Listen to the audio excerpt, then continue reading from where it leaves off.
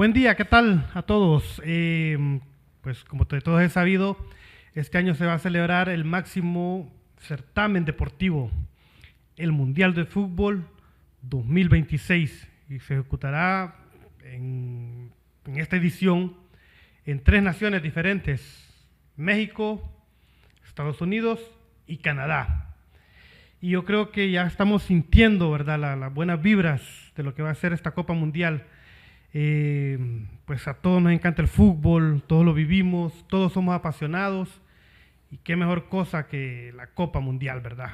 Ver Argentina, Brasil, Inglaterra, España y otras sorpresas ahí. Y estamos calentando motores para junio, ¿verdad? Este año es un año futbolero de Mundial, y para esta ocasión pues nos acompaña el analista deportivo, licenciado Guardiola. Buenas tardes. Buenas tardes, qué gusto saludarte y a todos los amigos de Ruta Deportiva. Sí, se viene la Copa del Mundo, el evento que todos esperan cada 4 años, tanto los que son aficionados al fútbol como los que no lo son, ¿no? Porque los que no lo son también se meten en la fiebre del Mundial durante ese mes y días que dura la Copa del Mundo, y empieza a ver los partidos o habla, aunque no necesariamente sea un aficionado del día a día del fútbol. Licenciado, como estamos aquí, ¿verdad?, en este debate, estos ricos debates, se menciona que el máximo evento deportivo por audiencia siempre es el Mundial de Fútbol, ¿verdad? Supera cualquier cosa. Tanto en inversión como en televidentes o quienes siguen hoy en día en las redes sociales, pues los números no mienten. En cambio, otros alegan que el mayor evento deportivo son unos Juegos Olímpicos, cosa que nos parece a veces irrisorio, ¿verdad?, pensar así. Y antes de tocar el tema, a ver si nos hace una introducción en cuanto a qué motiva más al mundo entero, qué lo hace sentarse en el TV, en las redes sociales, escuchar en la radio, cuando va en el carro, cuando está en un lugar X, en el mall, etcétera, con los amigos, con la familia. En sí, ¿cuál es el mayor evento deportivo? Si nos vamos o sea, el más trascendente, el más mediático es la Copa del Mundo de fútbol. Después, lo de los Olímpicos quizás parte por el hecho de que como son varios deportes, entonces engloba a todo el elemento global de deportes, aunque también eso hace que se diluya en parte también la audiencia, porque como son varios deportes, no todos los deportes tienen el mismo nivel de popularidad a nivel mundial. O sea, hay deportes que están muy por encima en cuanto a popularidad, y porque tienen además ligas muy desarrolladas. Entonces, por eso es que los Juegos Olímpicos en ese sentido no tienen tanto impacto, sobre todo en el continente americano o en Hispanoamérica, ¿no?, que la Copa del Mundo sí la tiene, ¿no? Insisto, porque como son varios deportes se diluye, y además en el fútbol se mete más el sentimiento nacionalista, que no se puede hacer tanto en deportes individuales que se pueden jugar en este caso en Juegos Olímpicos, más allá de que el medallero sea por países, ¿no? Por países. Está esta situación, porque no es lo mismo la popularidad de un deporte con respecto a otro. También cabe señalar que depende también de las mediciones, es obvio, ¿no? Y cada vez se identifica más gente con el fútbol, está en un boom, que siempre ha sido, ¿no?, el deporte más popular, pero que está en un boom por el mismo nivel mediático. Y hay países donde el fútbol no es tan popular, pero que se torna popular durante la Copa del Mundo. La Copa del Mundo, correcto. Entonces, ahí va la parte, ¿no? Siempre hacemos la broma de que lo único que miramos, pero lo único que el mundo le interesa en los Juegos Olímpicos es la final de la Sub-23 de fútbol, dice la gente. Sí, que a poco a poco la FIFA fue tratando de restarle, ¿no?, el mérito. No, o sea, los Juegos Olímpicos tienen eventos importantes, la final de los 100 metros planos, ¿no?, en atletismo, la final de los 100 metros libres en natación, las finales de tenis, que aunque no es el evento principal, pero es un evento que tiene audiencia, la maratón, ¿no?, que también es un evento que tiene mucha importancia. en ambos tipos de eventos que he estado, si se siente identificado como deporte total. O los Juegos Olímpicos, ¿no? Si se tiene identificado como un nacionalismo fútbol, el Mundial. Y, ok, perfecto. Aunque, curiosamente, hablando de eso, sí, cada vez veo más la tendencia que también ha ido bajando también el fervor por el fútbol de selecciones. Cada vez más se identifica más bien con el fútbol de equipos, más que con el fútbol de selecciones, ¿no? Las nuevas generaciones. Por ejemplo, cuando hay fecha FIFA, se sienten como aburridos porque hay juegos de selecciones. Más que obviamente el Mundial no, porque el Mundial es... Cuando es fecha FIFA, no tiene lo mismo que cuando es fecha de Champions. Exacto. Por ejemplo. Cuando hay fin de semana Liga y Champions a media semana. O Libertadores. Exactamente. Entonces se dicen, no, fecha FIFA, selecciones, son 15 días perdidos que dura el parón. Ok, sí. Y bueno, ya entrando en materia del Mundial, ¿cuál es la...? Ajá.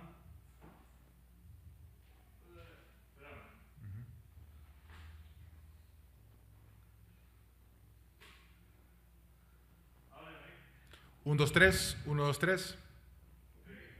1, 2, 1, 2, 1, 2, 3. Probando. Ok. Bueno, y vamos a entrar en materia. Estamos en materia.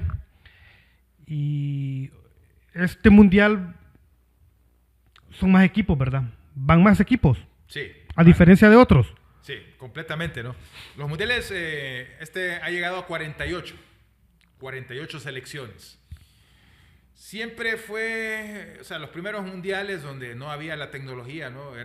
Se esperaban 16 equipos normalmente, eran 2 en algunos, 3 en otros, y así fueron fluctuando, aunque en realidad siempre el número meta era 16. Luego se cambia a 24 para el Mundial de España 82 y así se mantiene hasta el Mundial de Francia 98. Estados Unidos es el último que se juega con 24 con 24 equipos. Que en aquel momento decían 24 equipos es bajar la calidad.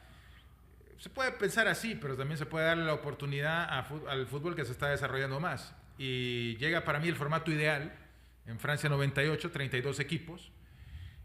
8 grupos de 4 forman 32, ¿no? 32. Y fase de octavos de final, cuartos de final, semifinales y gran final.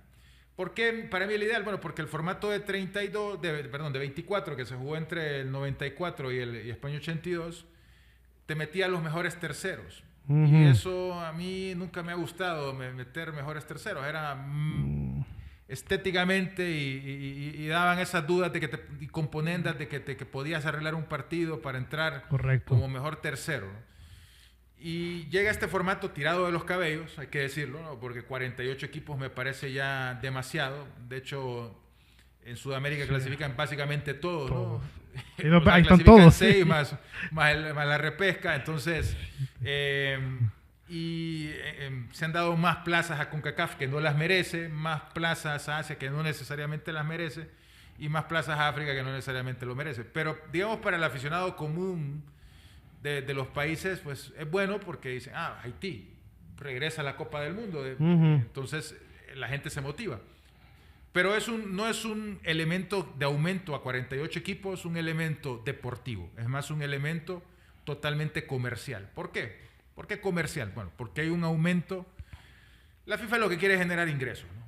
Vio cómo la UEFA cada vez genera más ingresos, sus torneos están muy posicionados en la mente del consumidor, la gente quiere disfrutar de esos productos, consumir esos partidos, y dice la FIFA, como yo solo tengo el torneo cada 4 años y no lo puedo hacer 2, porque sería imposible de realizar, pues entonces aumento el nivel de equipos y aumento por eso el número de partidos y aumento el valor de los derechos de transmisión, que al final lo que quieren, ¿no? Pasan de 64 partidos a 104, es decir, 40 partidos más. Con la inclusión de, en este caso, 16 equipos más en la competición. Pasan a ser, en lugar de 8 grupos que teníamos en el formato de 32, pasan a ser 12 grupos de 4, es decir, 48 equipos. Quiere decir que da posibilidad, o estamos entendiendo de que los mejores terceros exactamente van a entrar. Y por eso, como a mí en lo particular, Ludwig Guardiola no le gusta ese formato con mejores terceros, vuelve a la palestra con esta Copa del Mundo a 48 equipos. ¿Por qué? Bueno, porque clasifican los 2 primeros de cada grupo, eso hace en total de 24 equipos, y clasifican los mejores terceros para formar los 32 que se juegan en la llave de 16avos de final, una ronda que nunca había existido en Copas del Mundo. 16avos. 16avos de final, es decir, hay la ronda de grupos, ¿no? Sí, la normal. La normal, que siempre ha existido, pero ahora con más grupos.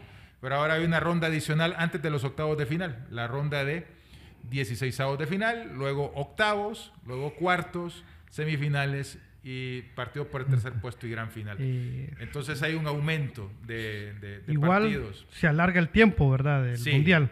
Pasa, este es del 11 al 16, del 11 de junio al 16, entonces se alarga la cantidad de días que dura la Copa del Mundo, que normalmente se redondeaba en 30, ¿no? Pasa 30. A tener más días. Más días de fútbol. Más días de fútbol. Y bueno, entonces, vamos a ver, para que un equipo, una nación, salga campeona, al final, ¿cuántos partidos tiene que jugar? Hasta el último, hasta levantar la Copa del Mundo.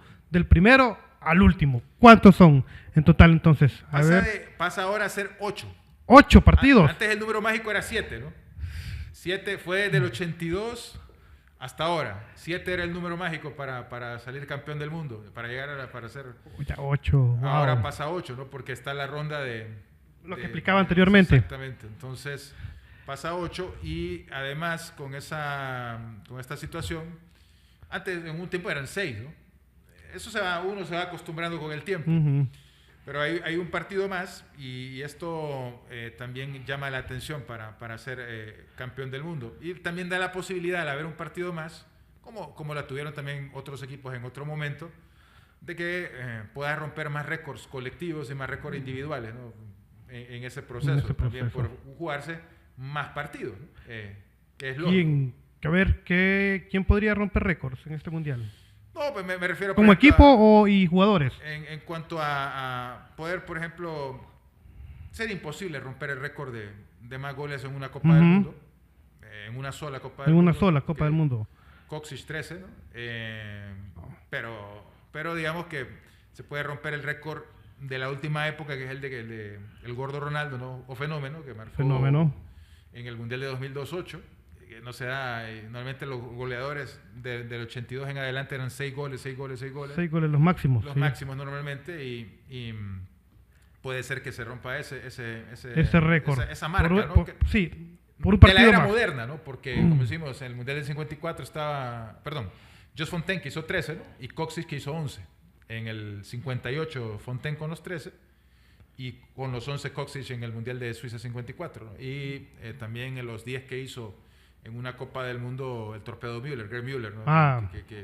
Pero eran otras épocas, un fútbol más ofensivo y más diferencias, porque te podías enseñar con un rival decías 4, ¿no?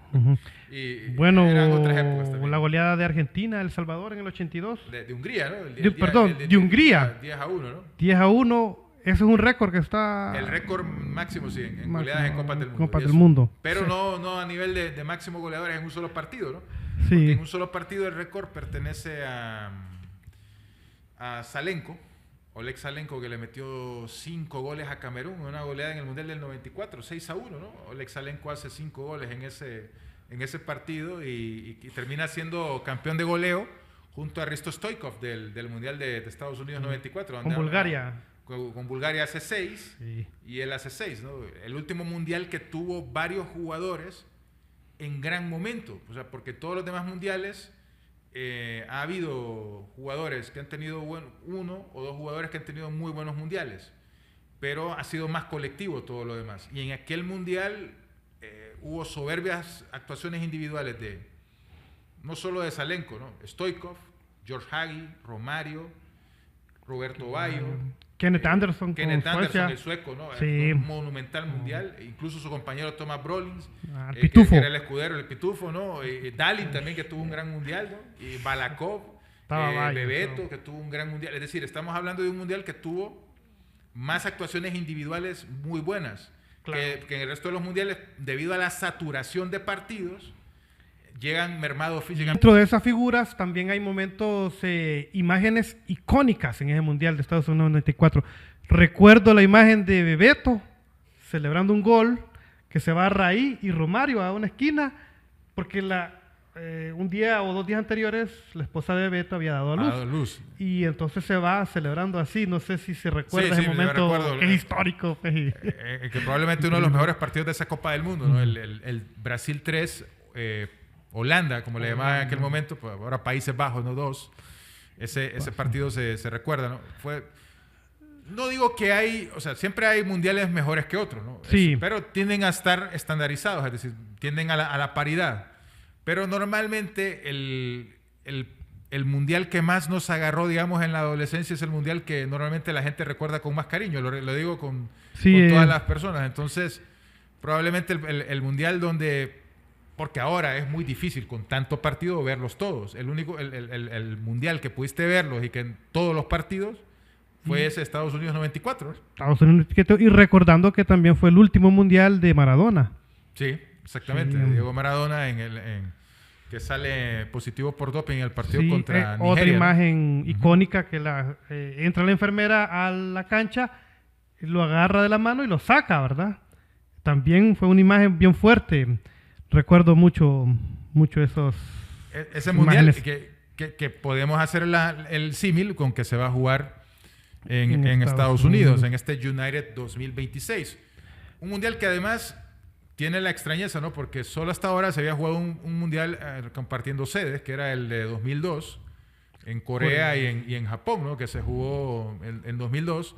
Pero ahora tendrá la curiosidad de tener 3 sedes, ¿no? El caso de Estados Unidos, el caso de México y el caso de Canadá, formando el United 2026. Aunque también hay que decirlo que si nos ponemos en una charla de amigos, te van a decir, en realidad el Mundial solo es en Estados Unidos, porque de los 104 partidos, 40 más que en el formato de 32, en realidad, pues México solo es sede de 13 partidos, Canadá solo es sede de 13 partidos, y 78 se juegan en Estados Unidos. Bueno, al final va a ser bueno. Como espectáculo. A mí no me gustan los cuando se juega en varias sedes, ¿no? Compartidas, como va a ser, por ejemplo, el de 2034, que me parece, perdón, 2030, que me parece tirado de los cabellos, tantas sedes. Pero bueno, ya que estamos hablando de ese, tiene sus cosas buenas y sus cosas malas, ¿no?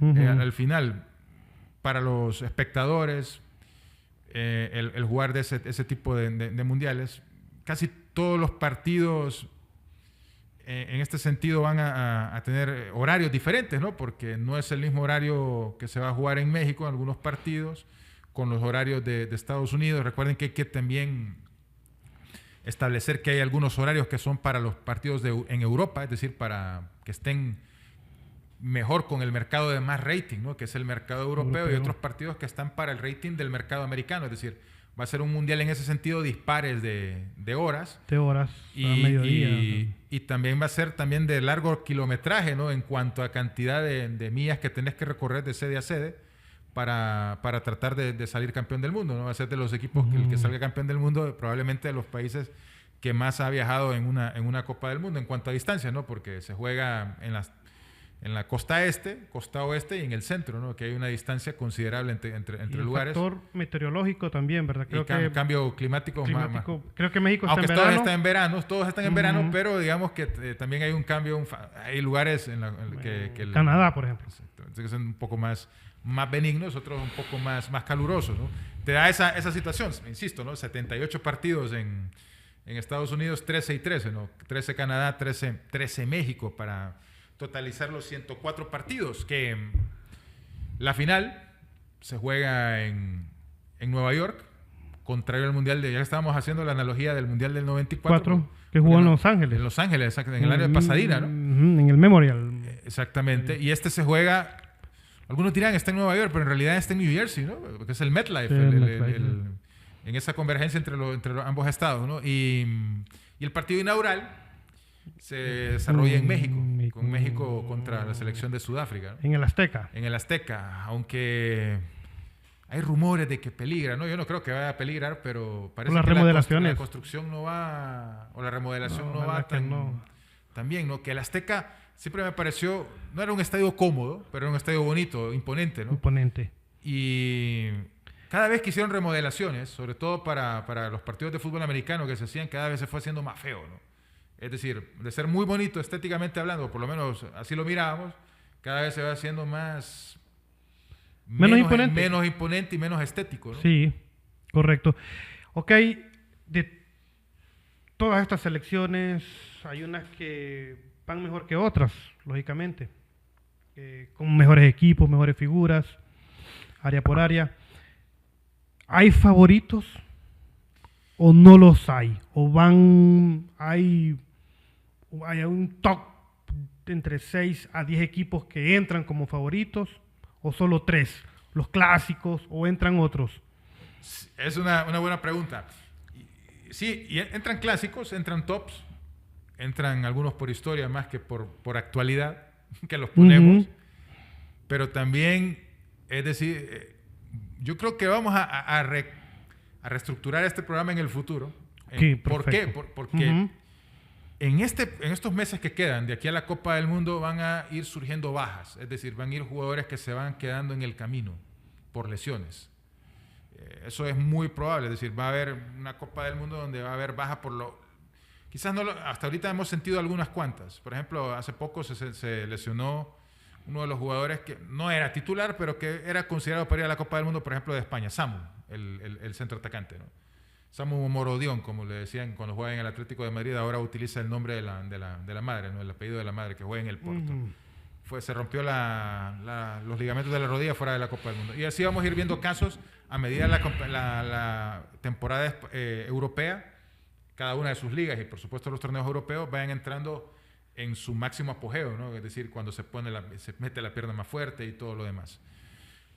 Haciendo la salvedad de las lesiones hoy, sin hablar de lesiones, yo creo que hay equipos que tienen generaciones brillantes. El caso de España, que tiene una muy buena generación, aunque está padeciendo un poco ahorita en los zagueros centrales y en la parte de ataque, pero es el campeón de Europa y creo que uno de los grandes candidatos a ganar la Copa del Mundo. Obviamente Francia, que tiene años de tener una generación brillante, ¿no? Y Argentina, obviamente, ¿no? Argentina, por ser el campeón defensor, lo metemos. Pero aquí entra también la ley de las probabilidades, ¿no? Es difícil encontrar, el caso de España y Alemania, que campeones que repitan Euro, Copa del Mundo. Francia, Alemania, España, las excepciones. Caso de Francia, es difícil encontrar precedentes de equipos que lleguen a 3 finales de Copa del Mundo de manera consecutiva, ¿no? Francia, si lo logra hacer, igualaría a Brasil y a Alemania, ¿no? Porque Brasil fue 94, 98 y 2002, de manera consecutiva a las finales, ¿no? Sí. Alemania lo hizo en el 82, 86 y 90. Y en el caso de Francia lo ha hecho 98, 2002 y si llega como una de las grandes candidatas, empataría esa situación. Y el caso de que no hemos tenido un campeón defensor que revalide el título, ¿no? Porque Argentina lo pongo porque es el campeón defensor, lo pongo como candidato al título y porque tiene a Messi. Pero también podríamos decir, pero Argentina no puede ser candidata al título tan clara porque el último que repitió como campeón del mundo fue Brasil. En el 58 y en el 62, ¿no? 62. Entonces, o sea que estos 3 que son candidatos tienen que romper eso y después metemos a candidatos históricos, ¿no? Que no podemos dejar pasar, como que no necesariamente están en su mejor presente, pero que son históricos de las Copas del Mundo, probablemente los 2 mejores equipos de Copas del Mundo. Me refiero a Brasil, que no vive su mejor presente, pero que quiere romper esa maldición con Ancelotti. No vive su mejor presente. Sequía más que maldición, ¿no? ¿Por qué? ¿Llega débil Brasil o no llega tan fuerte en figuras? Tiene muchas figuras, pero no tan dominantes como las tuvo en antaño, donde sabíamos que, por ejemplo, Brasil tenía siempre el mejor lateral derecho y el mejor lateral izquierdo, y tenía siempre el mejor centro delantero y el mejor 10, ¿no? Eso siempre lo tuvo Brasil. Esta vez no lo tiene, no lo lleva. No tiene tanta, o sea, tiene figuras que antes no tenía en otras posiciones, pero no tiene el centrodelantero que tenía antes. Es decir, hay muy buenos centrodelanteros ahorita. Por ejemplo, Mateus Cunha, Igor Thiago, dentro de los centrodelanteros. que son buenos, ¿no? Y vemos una lista de buenos que se destacan en varios lados. Pero después, no de la categoría que cuando tenías al gordo Ronaldo, cuando tenías al emperador Adriano, y además tenías, o sea, con todo, Vinicius no ha llegado nunca al nivel de Rivaldo, ¿no? ni en ningún momento, has tenido buenos jugadores, pero ninguno ha alcanzado el nivel que tenía Ronaldinho o Kaká, siendo dieces o extremos. Es decir, estamos hablando, Brasil tiene varios laterales, pero ninguno del nivel de Roberto Carlos o de Marcelo, o ninguno del nivel de Cafú o de Dani Alves en sus momentos. Entonces, que eran los mejores en sus posiciones, ¿no? Brasil. Exacto, en Brasil siempre va a ser favorito, porque calidad, nadie produce a granel más cantidad de jugadores que Brasil, aunque hay que decir que por la cantidad de población, si vamos a eso, también podrían competir Argentina y Francia, ¿no? O Países Bajos, ¿no? Sí. Portugal, que producen una enorme cantidad de jugadores con una población mucho menor. Y el otro es Alemania, creo, ¿verdad? Alemania, efectivamente. También no va con así el mismo caso de Alemania desde hace tiempo adolece del poder que le sirvió para ganar la Copa del Mundo. Desde que ganó, de hecho, la Copa del Mundo, ha sido un equipo que tiene buenos jugadores, pero que normalmente le falta algo, ¿no? Normalmente le falta un zaguero de calidad, aunque ahora tiene buenos. Le falta un 9, no tiene. Normalmente pueden jugar, o sea, Füllkrug, Nicolas Füllkrug, que juega en el Milan, para mí no es un delantero que te pueda marcar una gran diferencia. Nick Boltemade, el hombre del Newcastle, tampoco es alguien que vos digas que te puede, aunque puede tener un futuro muy brillante, pero no, y dependerá más bien de lo que puedan hacer sus medias puntas, ¿no? A veces tirados también como extremos, que son Florian Wirtz o Jamal Musiala, ¿no? Que podrían marcar diferencias, pero digamos que son, no, donde más adolece Alemania, lo hemos visto últimamente, es en esa cuestión del 9, y que quizás no son tan fuertes mentalmente, o parece serlo, por lo menos de la distancia, de lo que eran las otras selecciones teutonas, que no eran necesariamente las de mayor calidad individual, pero que competitivamente eran muy, muy, muy fuertes, ¿no? En carácter de competición, ¿no? Bueno, estamos hablando de favoritos históricos.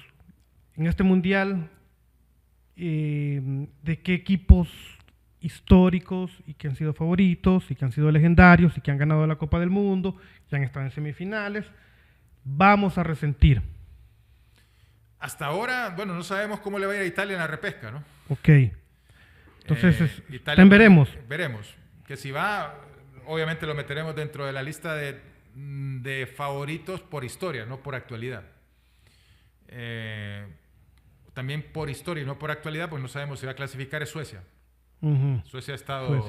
Sí, siempre. Fue siempre, cada vez bien que competitivo. Fue una Copa del Mundo fue competitivo, ¿no?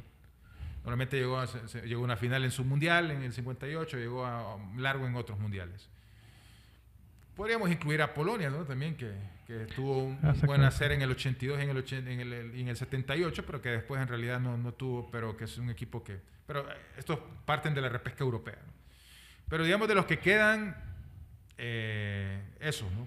Y también hay algunos favoritos que están dentro de la Copa del Mundo que podemos incluir como favoritos, aparte de estos 5, ¿no? Caso de Países Bajos, que tiene un equipazo, aunque curiosamente, ante la gran cantidad de figuras que tiene en todas las posiciones, sobre todo en defensa, adolece de un 9, que es una crisis a nivel mundial, ¿no? El 9-9. No tiene el centrodelantero nato.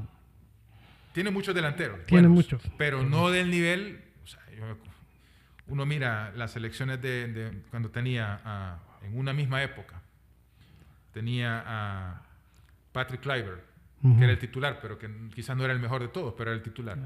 Estaba Ruud van Nistelrooy. Estaba Dennis Bergkamp, que era el acompañante de ellos, ¿no? Estaba Roy Mackay. Estaba Jimmy Floyd Hasselbank. Estaba Pierre Van Hooijdonk. Estaba como extremo Overmars. Entonces tenía una constelación de 9 exagerados, ¿no? Que ahora cualquiera de esos que mencioné ahorita sería el 9 titular absoluto. Indiscutible. Y anteriormente estaba Van Basten. Van Basten anteriormente. Y Gulliva, que jugaba más de extremo. Sí, exactamente. Sí, entonces, hombre. Y Cruyff, no digamos. Bueno.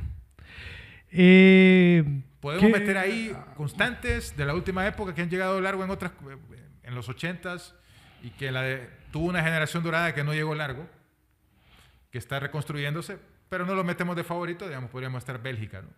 Bélgica. Y otro que ya viene en una generación más recambiada, porque varios veteranos se retiraron de la selección, Croacia, ¿no? Que Croacia llegó a la final de la Copa del Mundo en Rusia 2018 y que llegó a semifinales en la última Copa del Mundo. Es un equipo que siempre es competitivo, que siempre tiene ese ADN competitivo, ¿no? Porque en las Copas del Mundo que ha ido, normalmente le ha ido bien, ¿no? Recordemos, 98 semifinales en su primera Copa del Mundo, gran final en 2018, semifinales en la última Copa del Mundo.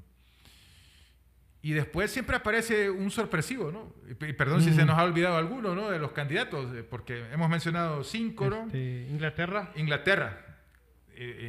Inglaterra tiene individualmente probablemente uno de sus mejores equipos. Ha llegado a la final de las últimas 2 Euros. Sí, puede dar la sorpresa. Puede dar o sea, lo veo como candidato. Lo veo como candidato. De hecho, creo que podría, por actualidad, podría estar ahí a la par de los 3 primeros que mencioné, ¿no? Que decíamos que era España, Francia, Argentina e Inglaterra. Yo los pondría ahí por actualidad. Tiene jugadores que comanda Harry Kane, ¿no? Pero tiene jugadores de gran calidad. Quizás le falten tiene muchos jugadores rápidos, vertiginosos, pero está Cole Palmer también, que ha tenido, pero hay que ver cómo llega porque está entre algodones, ¿no? Las lesiones, que fue fundamental en la última subcampeonato de la Euro. Pero después siempre le falta el 20 para el peso en las competiciones, el ganar, ¿no? Que diríamos en el argot popular hondureño, ¿no? Le falta dar ese salto. Y eso que no tiene jugadores tan contrastados, aunque sí, insisto, estrellas, ¿no?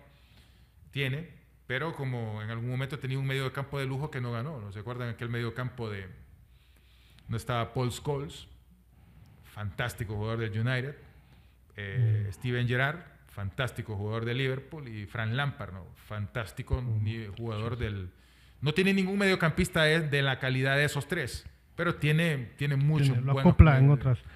Que tienen otras características que aquellos 3 quizás, siempre dijo que los 3 tenían las mismas características y por lo tanto se estorbaban entre los 3, ¿no? Sí.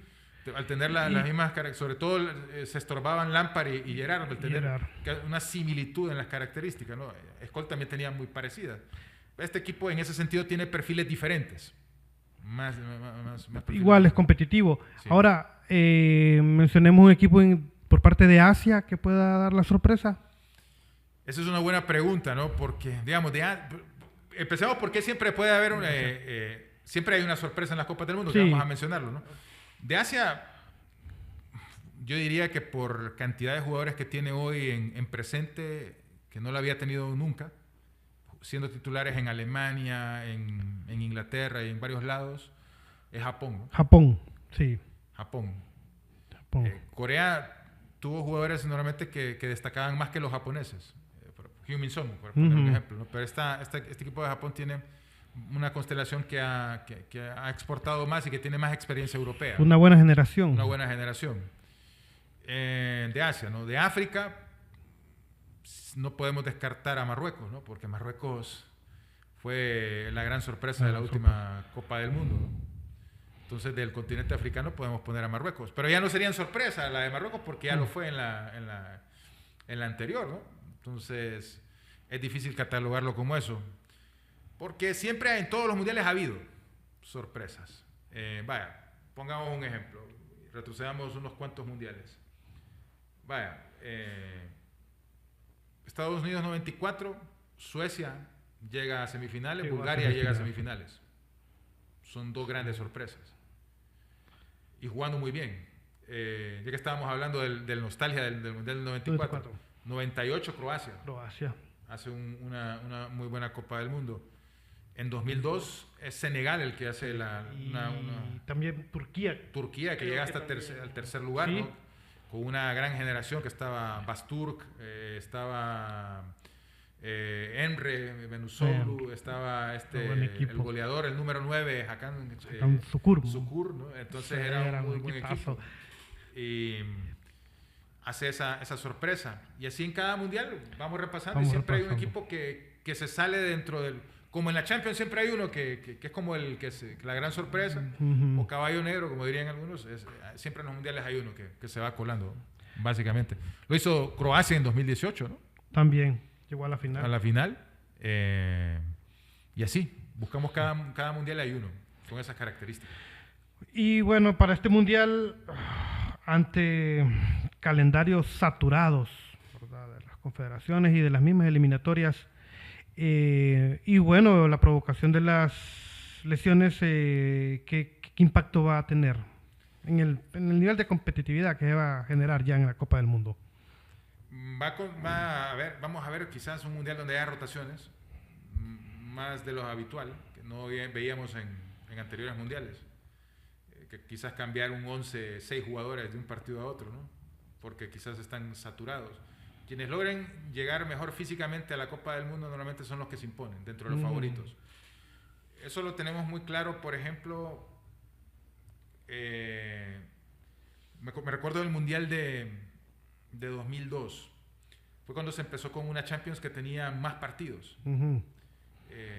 En aquel momento la Champions se jugaba la fase de grupos y se jugaba una segunda fase de grupos. Wow. Sí. Y después las semifinales, los cuartos, semifinales y final, ¿no?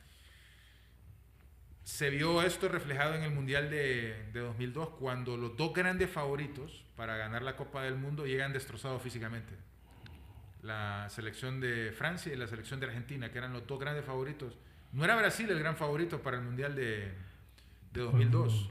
Eran Argentina, que era considerada la mejor selección en ese momento, y Francia, que venía de ganar el Mundial, la Eurocopa y las confederaciones, ¿no?, de manera consecutiva. Y físicamente un desastre ambos, porque ya habían llegado saturados y terminaron perdiendo. Entonces ahora cada vez el mundial es llegar, no vas a llegar en plenitud, pero llegar no con tanto cansancio que te permite imponerte en los partidos. Y este mundial va a ser eso, ¿no? Porque ha aumentado el número de partidos en Liga de Campeones, la fase de Liga, ¿no?, y la fase de 16avos que se han inventado en la Champions. Cada vez hay más partidos acumulados. Los jugadores no descansaron, los de élite, porque jugaron el Mundial de Clubes. Sí. Jugaron corrido básicamente y van a llegar un corrido al Mundial. Cada vez hay más partidos o torneos en medio, ¿no?, que también van acumulando partidos en las piernas de los jugadores, que quizás no sean esta temporada, pero que los traen acumulado de la anterior, la Nations League, las eliminatorias. Entonces cada vez hay quien maneje mejor el cansancio, quien sepa gestionar mejor las rotaciones, más allá de que haya 5 cambios, va a ser un candidato. Y porque siempre aparecen lesiones, ¿no? Siempre hay jugadores que se pierden las Copas del Mundo por lesiones infortunadas, por lesiones que son parte del juego. Hay algunos que están caído el caso de Cañizares, que le cayó la loción, dice la leyenda, se terminó perdiendo la Copa del Mundo, ¿no? O jugadores que llegaron a la Copa del Mundo pero llevaban tanto entre algodones que al final terminaron jugando nada o muy poco, ¿no? Un poco. Que ha sucedido también frecuentemente en la última era, ¿no? Esto le pasó a Ronaldo en el 98, ¿verdad? El fenómeno. Fenómeno que en el 98 se decía que tenía, y en 2002 ya llegó a plenitud, pero ha habido, ¿no?, jugadores que se lesionaron o que lo presionaron para poder llegar, pero ya en el Mundial se notaba que no estaban en condiciones, ¿no? He escuchado últimamente, hay un debate bien fuerte en cuanto a la Copa del Mundo, ¿verdad? Ahorita en el 2026. Y es el alto costo de las entradas. Parece que eso está poniendo de mal humor al aficionado. ¿Es verdad eso? Sí. Se ha incrementado de manera notable la cantidad de los precios de las entradas, por muchos factores. Ya de por sí el fútbol, que nació siendo el deporte popular, es decir, el deporte de las clases trabajadoras y después adoptado por las clases medias y altas, ¿no? Pero inicialmente fue el deporte de los obreros, ¿no?, como nace en Inglaterra, y que fue así casi siempre. Pero ahora la masa tiene menos posibilidades porque los precios de las entradas, no solo en el Mundial, esto es a nivel general, por ejemplo en la Champions los precios son bastante altos. En la Liga Premier, que es la verdadera Superliga, la Liga Premier, los precios son muy altos. Y para este Mundial se han excedido. Uno pensaba que un Mundial en el Medio Oriente, por jugarse en Qatar, debería ser el más caro, pero en realidad va a ser Estados Unidos, por muchos factores, ¿no? Entre ellos, de que, pues ahora, muchos hacen negocio con las entradas, como un negocio de especulación. Vengo yo, compro una entrada a la Copa del Mundo, sé que no voy a ir porque no me interesa el fútbol, y después la revendo y hago que se encarezcan los precios. Es una de las formas de... Compro una entrada de $80, me espero y después la vendo... Eso es lo que está pasando. Es uno de los elementos que está pasando. Aparte de que la FIFA comisiona para conseguirte los paquetes de las entradas también. Se llevan una comisión. Y también Estados Unidos, también y la misma FIFA se les ha pasado la mano, ¿no?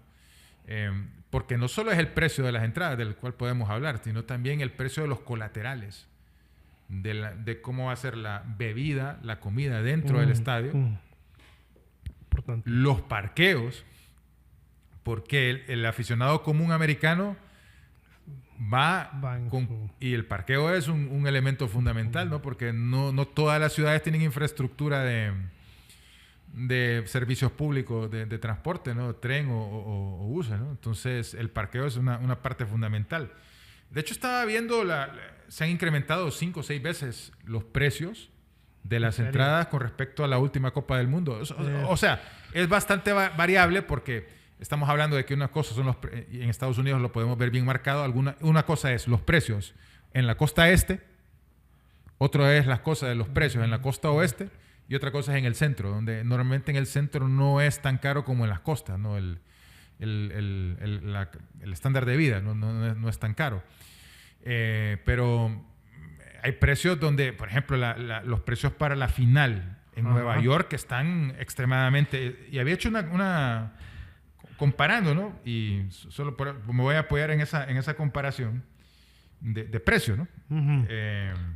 Creo que por aquí la tengo, la comparación de precios. Pero más o menos va al costo de que una final en una Copa del Mundo antes podía alcanzar $2,000 y hoy podría costar un boleto $8,000. $8,000.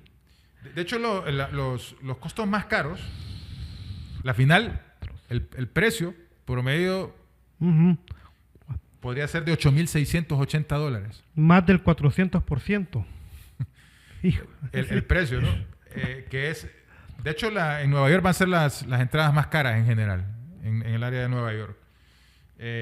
Por ejemplo, un precio promedio en Atlanta, donde hay mucho mexicano y mucho hispanoparlante, ¿no? Es de $3,000 la entrada promedio. Promedio. Sí. Sí, claro. 2,700 en Los Ángeles, en el área de Nueva York. Por ejemplo, el ticket más caro, en teoría, es $8,600, el ticket de la gran final. De la gran final. Exactamente. Y los precios han incrementado. Por ejemplo, categoría para la final, por poner un ejemplo, ¿no? En los mundiales siempre hay categorías. Sí. Entonces hay categoría 4, categoría 3, categoría 2 y categoría 1, que es los más lujosos, pues, digamos. Correcto. Entre 2006 y 2022, en estos mundiales modernos, digamos, el precio promedio en la categoría 1, es decir, en la categoría más cara, en la final, era de $1,400. El precio promedio. El precio promedio. Y en este es de $8,000. Demasiado. Con razón. Bueno, me quedé corto, 8,600, ¿no? 8,600 habíamos hablado, ¿no? Y el boleto más barato, que era $206, que estuvo en promedio entre 2006 y 2022 de la final, por ejemplo, ahorita va a ser de $2,000. O sea, son precios que el ciudadano común estadounidense no los puede pagar, que es el que en realidad le gusta el fútbol, porque, o sea, hay que decirlo, ¿no? Muchos de los aficionados comunes que van a ir ahí son los residentes de países que viven ahí. No es que tanto los que van a viajar, que los que van a viajar también se están quejando, ¿no? del incremento de los precios y de todos los colaterales, ¿no? Porque cuando hablamos no es solo el precio, es la comida y toda la experiencia dentro del estadio, que es más costosa. parqueo, transporte, boletos de avión, Souvenir. el tener hoteles, casas, comida, transporte, todo lo que implica para un turista ir a la Copa del Mundo. Estamos hablando de la Copa del Mundo más cara, ¿no? Eso solo lo pusimos en la final porque es el partido más relevante, pero en general ya ha aumentado hay 4 una idea. veces el precio en la mayoría de los estadios, ¿no? No, exagerado. Y bueno, como la Copa del Mundo es un evento mundial, nos gustaría pues tener un análisis ya un tanto geopolítico, ¿verdad? Como qué significa en sí dentro de los esquemas de nación, de lo que mueve. En esta era que es muy, muy caro albergar unos Juegos Olímpicos o albergar una Copa del Mundo, evidentemente el sede de la Mundial es una vitrina muy enorme, ¿no? Y normalmente los países que tienen las mejores economías son las que pueden aspirar. O cuando un país está aspirando a ser un nuevo polo, dentro de la geopolítica normalmente trata de tener un evento, ¿no? Correcto. Estamos hablando de que se supone que estamos entrando a una era multipolar, aunque el término multipolar en realidad es más llamativo su nombre que la realidad, porque en realidad solo existen 2 polos, norte y sur, ¿no? Sí. Pero digamos que no podrían haber más de 2 polos en teoría, ¿no? Pero Correcto. digamos que entrando a esa situación, estamos entrando en una era más multipolar, ¿no? Con Estados Unidos, China y Rusia a la cabeza. Rusia tuvo su mundial en 2018. Sí. China tuvo sus Juegos Olímpicos en 2008 y tuvo sus Juegos Olímpicos de invierno, igual que Rusia, ¿no? Y Rusia. Que tuvieron sus Juegos Olímpicos, Sochi en el caso de Rusia. No me acuerdo ahorita de la ciudad que albergó los Juegos Olímpicos de invierno en China. Y pues Estados Unidos buscaba eso, ¿no? Pero estamos en una era de bastante tensión, ¿no? Hay muchos autores que hablan que estamos viviendo en realidad en una tercera guerra mundial híbrida, o sea que no es tan abierto el conflicto armado, pero que en general en finanzas, electrónicamente y muchos otros aspectos. Una nueva guerra fría. Hay otros que hablan también de una nueva guerra fría, ¿no? Entonces, entra en eso, porque, por ejemplo, el conflicto Irán está en Copa del Mundo y es un conflicto abierto con Estados Unidos. Entonces, se puede interpretar de ese lado, ¿no? Y mucha gente que ha visto como una imposición de los Estados Unidos a Europa, en los últimos, una tensión, ¿no? Entre Estados Unidos y Europa, aunque a mí me parece más cosmética que otra cosa, o la tensión que ha habido entre la política exterior de Estados Unidos y los países latinoamericanos que van a ir a la Copa del Mundo, ¿no? Una tensión con México, una tensión con Brasil, muy evidente, una tensión con Canadá, o sea, Canadá y México, con cuales están en un momento de tensión, son coorganizadores de la Copa del Mundo. Sí. Con Brasil, ¿no? Con Colombia también, que también ha tenido una tensión últimamente, que van a estar ahí en Copa del Mundo. Y, bueno, hablábamos... Dinamarca va a estar... por ejemplo, la tensión con Dinamarca, ¿no? Que puede llegar a jugar la Copa del Mundo y en general O sea con todos los países europeos, ¿no? Que entonces... Por eso es que decimos que... Y hay algunos que han hablado de un saboteo de entradas, pero en realidad no se va a dar tal, ¿no? Porque al final cuando alguien dice no voy y dejo estos boletos, hay varios que quieren ir. Porque mucha gente de la que va a la Copa del Mundo se termina endeudando por muchos años para pagar su estadía en Copa del Mundo. Y pues insistimos, va a ser probablemente el mundial más caro de todos los tiempos, ¿no? Así es. Bueno, excelente, ¿verdad? Y bueno, entrando en calor ya para la Copa del Mundo. Palabras finales, licenciado Guardiola, para despedir el programa. Todavía vamos a poder hablar más explícitamente de muchos otros elementos, porque la Copa del Mundo es un evento tan grande que podemos hacer diseccionarlo, digamos, para llevarlos muchas cosas que ustedes quieran saber.